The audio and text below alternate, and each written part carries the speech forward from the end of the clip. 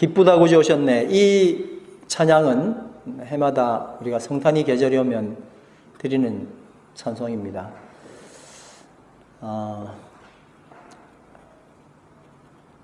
나에게 말할 수도 있고 옆 사람에게도 이야기할 수 있겠죠. 한번 해보겠습니다. 기쁘다 구주 오셨네. 시작. 기쁘다 구주 오셨네. 아멘.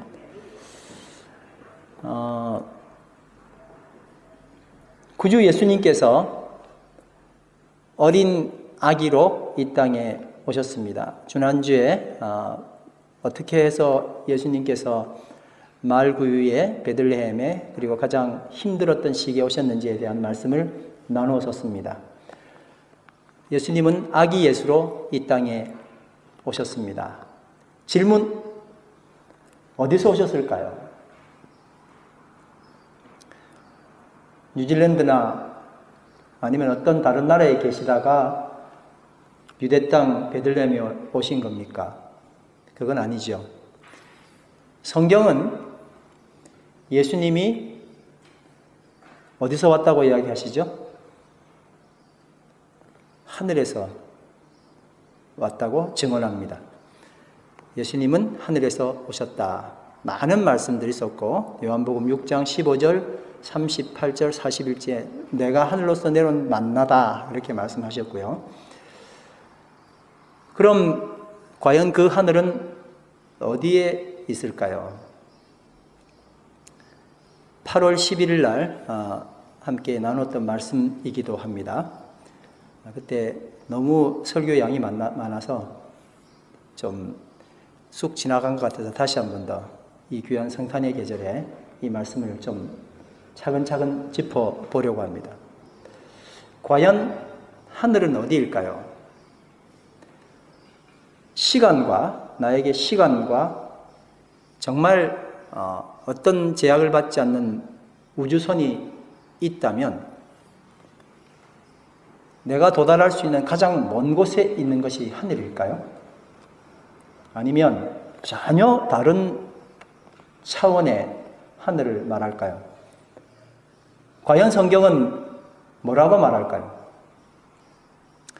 하늘이라는 단어는 성경 처음 책 창세기 첫 장 1장 1절에 태초에 하나님이 천지를 창조하시니라에 나와 있습니다. 천지할 때 천자가 하늘이죠. 하늘과 땅을 만드셨다. 네, 그렇게 나오는 겁니다. 원어인 히브리어에 보면 샤마임이라고 천을 기록했습니다. 우리는 태초에 하나님이 하늘과 땅을 만드셨다 그렇게 알고 있지만 이 하늘은 하늘들이라고 원래 번역을 해야 맞다고 합니다. 왜냐하면 샤마에서 복수형 어미 임이 붙었기 때문에. 우리 전에 한번 창세기 하다가 마하나임 이야기 한번 했었죠. 그렇죠? 마하나임은 군대들이라고 말했었는데 마하나에서 임이 플러스 된다고 이야기했었습니다. 그렇죠? 그래서 마하나임 하면은 군대들, 두 무리의 군대들, 2개 이상의 군대들 뭐 그런 이야기를 했었죠. 그래서 임이라고 말하면 하늘들이 되는 겁니다. 성경을 표현하다 보니까 수사학적으로 멋있게 기술하려고 하늘들이라고 기록했을까요? 그렇지 않으면 진짜 하늘들이 있었을까요? 성경은 하늘만 있는 것이 아니라 하늘들이 있다고 지지하고 있습니다. 느헤미야 9장 6절 오직 주는 여호와시라 따라합니다. 하늘과 하늘들의 하늘과 1월 성신과 땅과 땅 위의 만물과 바다와 그 가운데 모든 것을 지으시고 다 보존하시오니 모든 천군이 주께 경배하나이다. 그렇게 기록하고 있습니다. 하늘과 또 뭐가 있다고요? 하늘들의 하늘. 열왕기상 8장 27절, 역대하 2장 6절에도 같은 말씀이 있습니다. 하나님이 참으로 땅에 거하시리이까 하늘과 하늘들의 하늘이라도 주를 용납치 못하겠거늘 하물며 내가 건축한 이 전이오리까. 성전 그거 만들어 놓고 거기 하나님이 계시냐? 그렇지 않다는 거예요. 그 하늘과 하늘들의 하늘도 하나님을 감당하지 못하는데 그런 말이었었죠. 여기도 하늘과 하늘들의 하늘이 나옵니다. 신명기 10장 14절 하늘과 하늘들의 하늘과 땅과 그 위의 만물은 본래 내 하나님 여호와께 속한 것이로되. 그렇다면은 하늘들과 이 하늘들이 3차원적인 개념으로 단지 우주가 광대해요 라는 것을 말하기 위한 표현이었을까요? 아니면 정말 또 다른 하늘이 있다는 이야기일까요? 한번 예를 들어 보겠습니다. 열왕기하 2장 1절에 보면 엘리야가 승천을 했습니다.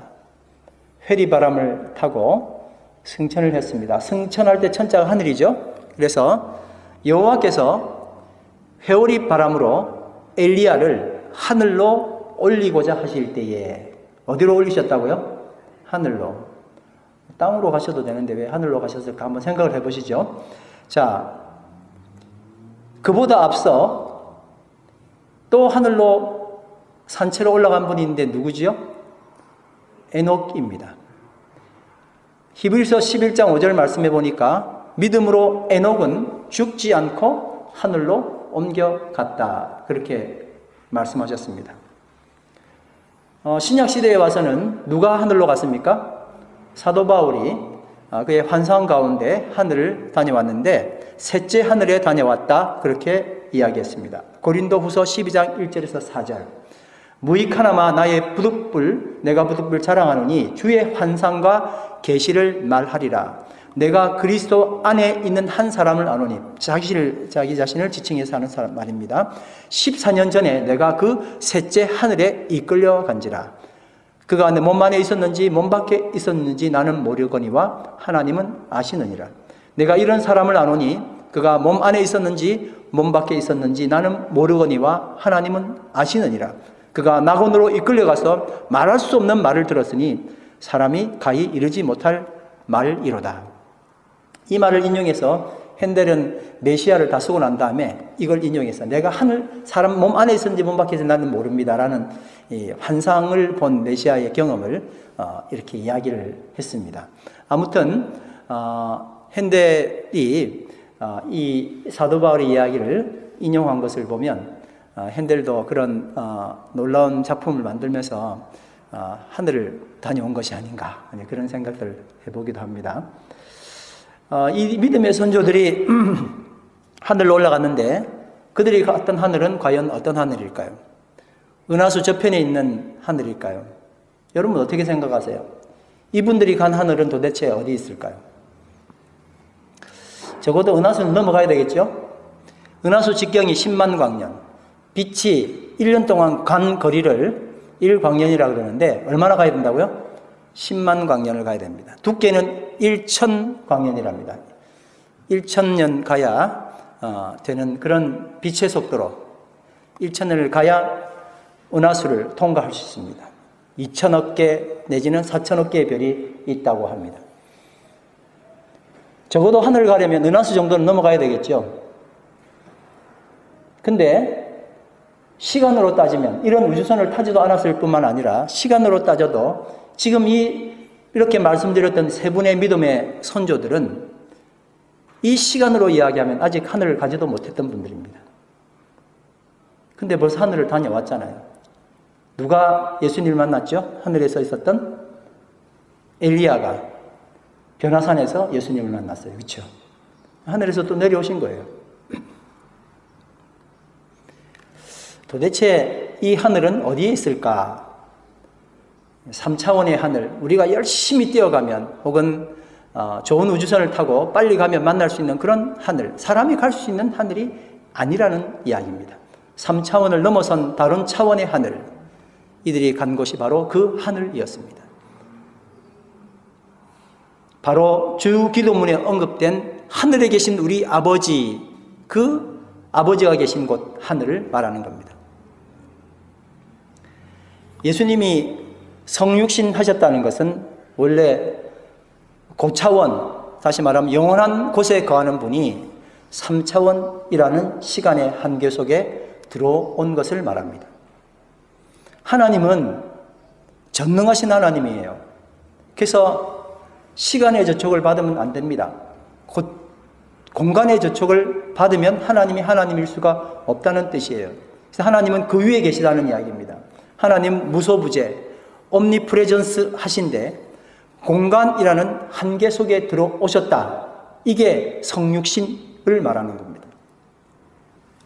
성육신 하신 예수님은 3차원적인 인간 삶 속에 계셨기 때문에 시간과 공간의 제약을 받으시는 곳으로 하나님이 시간과 공간의 제약을 받으시는 곳으로 들어오셨고 스스로가 제한되어야 됐단 겁니다.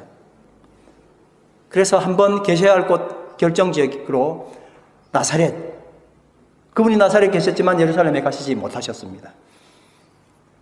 그리고 12제자 그리고 몇천 명을 먹이시는 그런 일들을 하셨지만 다른 곳에서 여러 가지 목양 사역을 하지 못했던 한계를 예수님 스스로 지니셨다는 이야기입니다.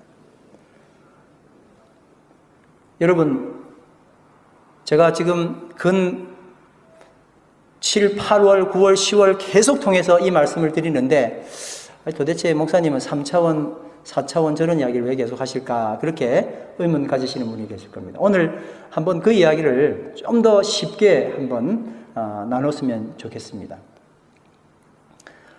성육신이라는 말의 의미, 팀 켈러 목사님이라는 분이 계신데 이분이 했던 설교, 2011년에 했던 The Meaning of Christmas라는 설교의 이야기를 제가 발췌를 해서 여기다가 썼습니다. 이제 제가 설명드리는 걸 한번 잘 들어보시기 바랍니다. 1961년이면 제가 태어나기 전입니다. 러시아 우주 비행사, 우리 그때 이 이름 많이 들었는데 유리 가가린이라고 하는 러시아 비행사가 있었습니다. 이 비행사가 정말 미국보다 빨리 처음으로 지구 안 말고 지구 바깥을 도는 이런 우주 비행을 하게 됐습니다.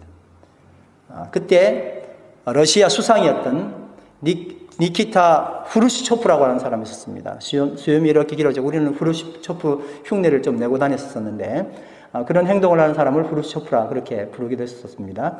이 후르시초프라고 하는 사람이 가가린의 우주 비행을 보고 이렇게 말했습니다. 우리 러시아 종교는 공식적으로 무신론이다. 우리는 무신론 증거를 역대 최고로 많이 확보했다. 우리가 사람을 하늘에 보냈지만 신은 거기 없었다. 그렇게 이야기를 했어요. 전 세계는 이 러시아가 믿고 있는 그리고 그들이 최초로 우주선을 과학적으로 쏘아보낸 그 모습에 후르쇼프가 했던 이야기에 굉장히 귀를 기울이지 않을 수가 없었습니다. 신은 없구나. 사람을 우주 밖으로 하늘로 보냈는데 거기 신이 없었구나 라고 생각할 수 있는 사람이 많아졌기 때문입니다. 그런데 C.S. 루이스, 여러분들 잘 아시는 나니아 연대기를 쓴 분이죠. 이분이 63년까지 사셨네요. 이분이 이때 이 후르쇼프의 말을 듣고 보는 눈이라는 짧은 에세이를 하나 썼습니다. 정말 중요한 이야기인데 여러분 잘 들어보시길 바랍니다. 여러분 한번 생각해 보세요. 만약 하나님이 존재하신다면, 하나님 어떤 분이에요? 무소부재하시는 분이에요. 전지전능하신 분이에요. 그 분이 만약 하나님이 계시다면 우리가 1층에 사는 사람이 2층에 사람 보러 간다고 볼 수 있는 분이 아니라는 거예요. 다른 차원을 지금 이야기하는 겁니다. 후르쇼프는 마치 2층에 사람이 살고 있는데 거기 사람이 지금 현재 없다 그래서 거기는 아무도 살지 않아요 라는 게 아니라 거기 사람이 없어요 라고 말하는 것과 똑같아요 라고 이야기를 했다는 겁니다. 만약 하나님이 존재하신다면 2층에 사는 사람이 3층의 사람을 만나는 것 같은 그런 만남을 절대 만날 수가 없다는 겁니다. 그리고 정말 중요한 이야기를 했어요. 여러분 여기 집중하셔야 됩니다.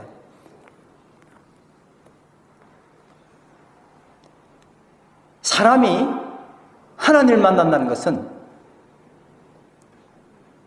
셰익스피어가 지었던 햄릿, 셰익스피어가 주인공으로 만들었던 햄릿이 셰익스피어를 만나는 것과 똑같다는 이야기를 한 거예요. 셰익스피어는 햄릿을 창조했죠, 그렇죠? 여러분, 햄릿이라는 사람이, 로미오와 줄리엣이라는 사람이 그 글을 쓴 셰익스피어를 알 수 있는 방법이 뭐가 있을까요? 만나러 가면 만나십니까? 차원 문제예요. 차원. 절대 그렇게 될 수 없는 거예요. 로미오와 줄리엣은, 햄릿은 절대 그들 스스로의 힘을 통해서, 온갖 노력을 다 통해서 셰익스피어를 만날 수 있는 길은 단 하나도 없어요. 할 수 있는 유일한 방법은 뭐예요? 셰익스피어가 이 글 내에, 이 연극 내에 자기 스스로를 밝히는 것 외에는 알 수가 없습니다. 거기 스테이지를 뚫고 올라가서 거기 위를 아무리 쳐다본다 할지라도 거기에는 셰익스피어가 있지 않습니다. 연극 안에 있기 때문에 그렇습니다. 차원이 전혀 다른 이야기입니다.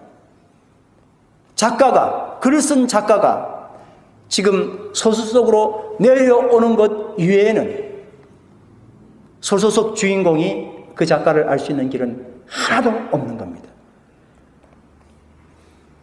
창조자가 자기 자신을 피조물에게 드러내는 유일한 방법은 무엇이겠습니까?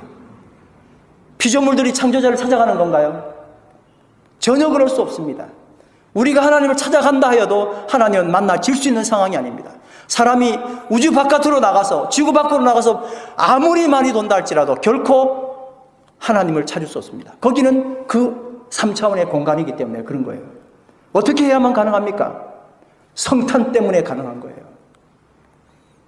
하나님이 실질적으로 이 땅에 내려오셔서 우리 가운데 계시고 말씀하셔야만이 일이 일어날 수 있고 우리는 그 하나님을 알 수 있는 겁니다.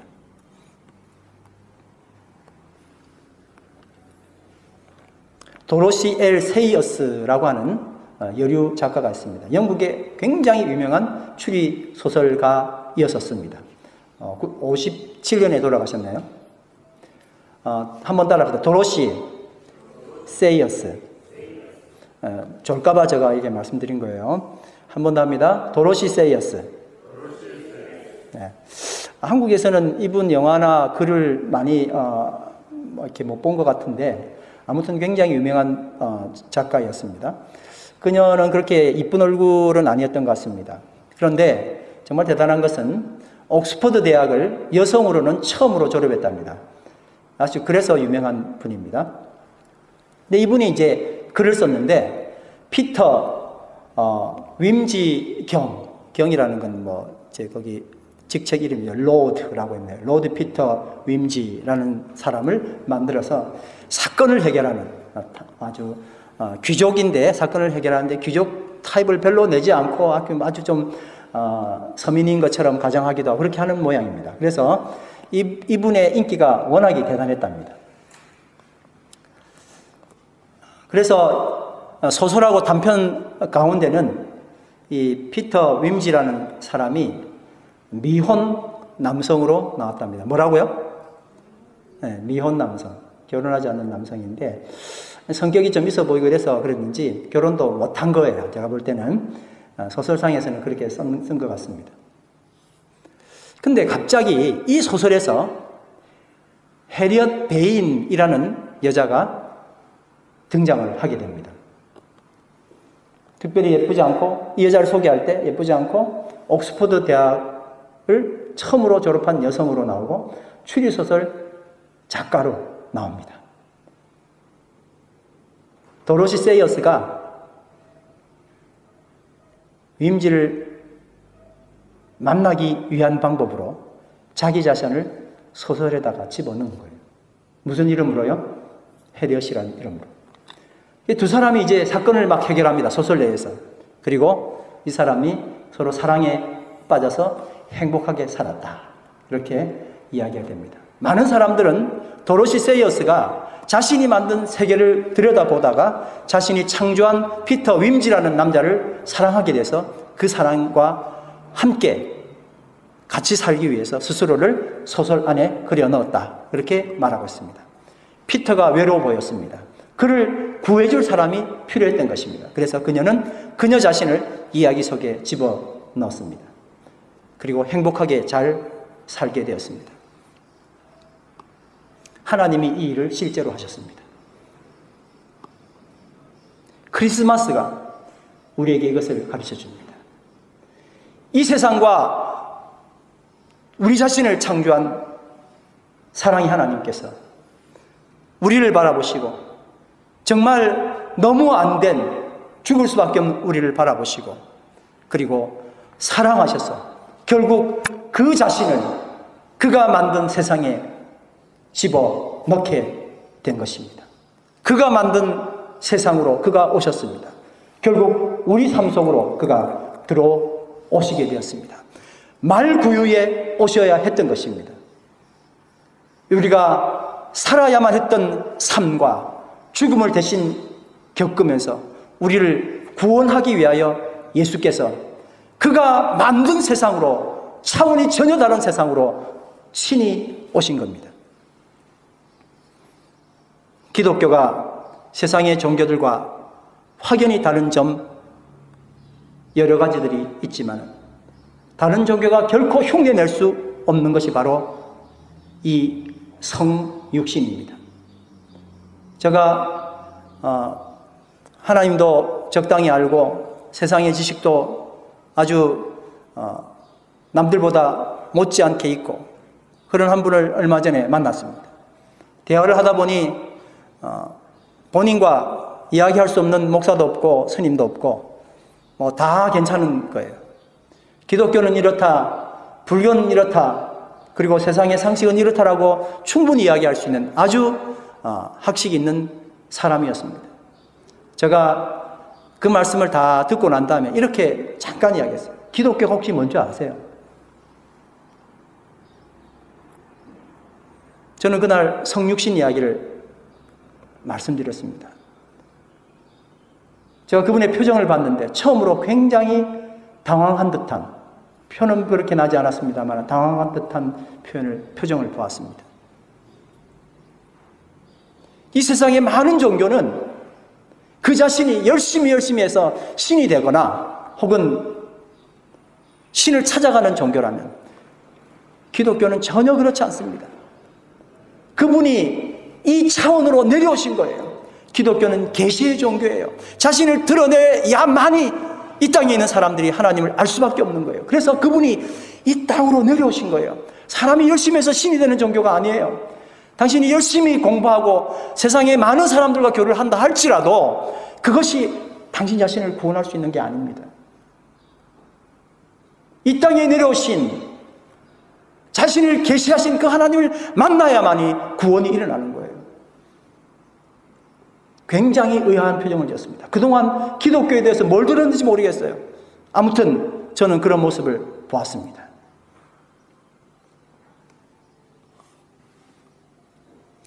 신이 자신이 만든 피조물인 인간이 되는 것, 이게 바로 성육신입니다. 성탄절, 평소와 다름없는 많은 공휴일 중에 하나입니까? 성탄절, 억눌렸던 자신의 육신의 정욕을 충족시키는 날입니까? 성탄절, 한 해의 끝을 말하는 종무식을 알리는 종에 불과합니까? 뉴질랜드를 비롯해서 이 세상에서 가장 많은 돈을 쓰는 시기가 바로 성탄절 시기라고 합니다. 그와 더불어 가장 부덕덕한 일들을 만들어내는 시기가 바로 성탄절 시기입니다. 가장 많은 돈을 소비하는 시기. 왜 그럴까요? 나를 위해서요. 성탄절에 하나님을 만나야 하고 이 땅에 오신 전혀 차원이 다른 천국을 떠나 우리 인간 세상으로 자기가 만든 피조세계로 들어오신 하나님을 만나는, 그걸 선포하는 성탄절임에도 불구하고 알지 못했던 것입니다. 오늘 본 말씀 중에 14절 말씀입니다. 말씀이 육신이 되어 우리 가운데 거하시매 우리가 그 영광을 보니 아버지 독생자의 영광이요 은혜와 진리가 충만하더라. 한번 따라합시다. 말씀이 육신이 되어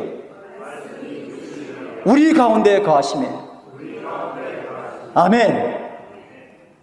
그 말씀이 나를 지으셨던, 빛이 있으라 말씀하셨던 그 말씀이 나를 조성하신 그 말씀이 친히 육신이 되어서, 자기가 만들었던 육신이 되어서 어디에 거하신다고요? 우리 가운데 거하신다고. 이게 바로 성탄의 기별입니다. 영원 전부터 하나님과 함께 하시고 세상을 창조하신 하나님의 아들이 우리와 같이 인간이 되셔서 육신의 몸을 입으시고 이 땅에 태어난 것, 이게 바로 성탄입니다. 누가 뭐라고 물어보면 성탄이 뭐예요? 징글벨이 아니라 성탄은 뭐예요? 차원을 달리한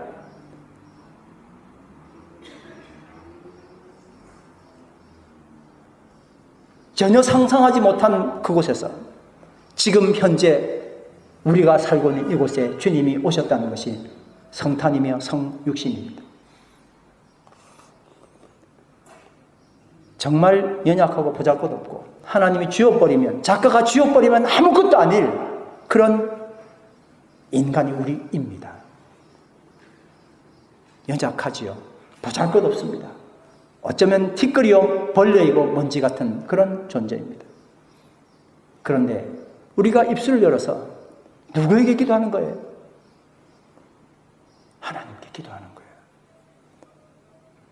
하나님, 차원을 달리했던 내가 지금 작가가 만들어 놓았던 창조물이랑 이야기할 수 있는 건 이건 놀라운 축복이에요.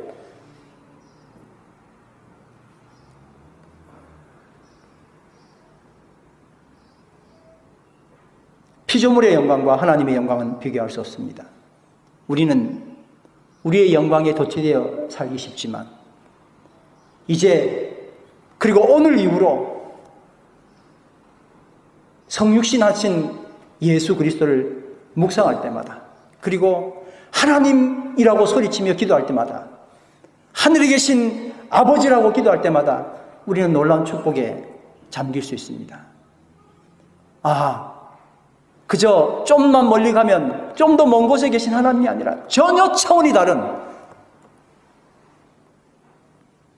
상상할 수 없는 곳에서 우리 하나님께서 나를 위하여 오셨구나.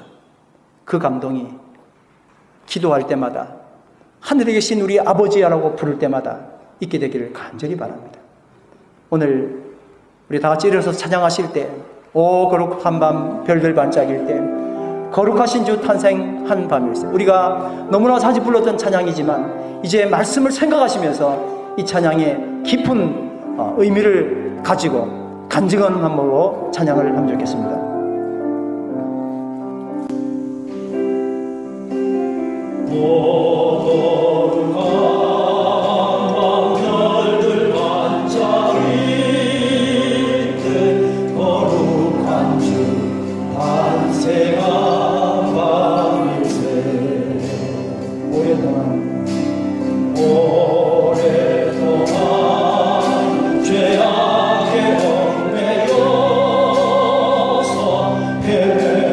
죄인을 모르시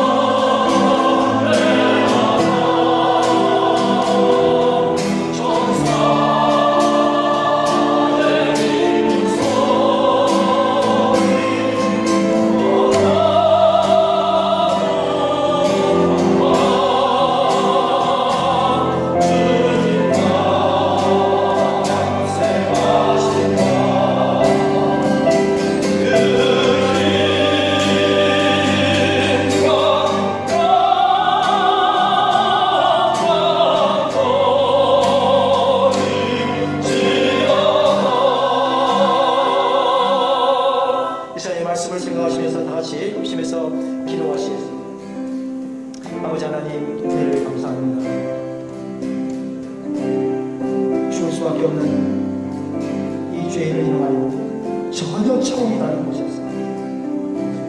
주님 스스로 그 만든 사람과 함께 하시고 이 땅에 오신 것을 감사합니다. 우리를 속죄하기 위하여 이 땅에 오신 비천한 우유에 탄생하신 예수 그리스도의 크신 은혜를 감사합니다. 일신의 안녕과 내 자신을 괴롭히기 위하여 살아왔던 모든 성탄의 것을 주님한테 내놓습니다. 하나님 우리를 용서하여 주셨고 이 귀한 성탄의 날에 나를 위하여 오신 예수 그리스도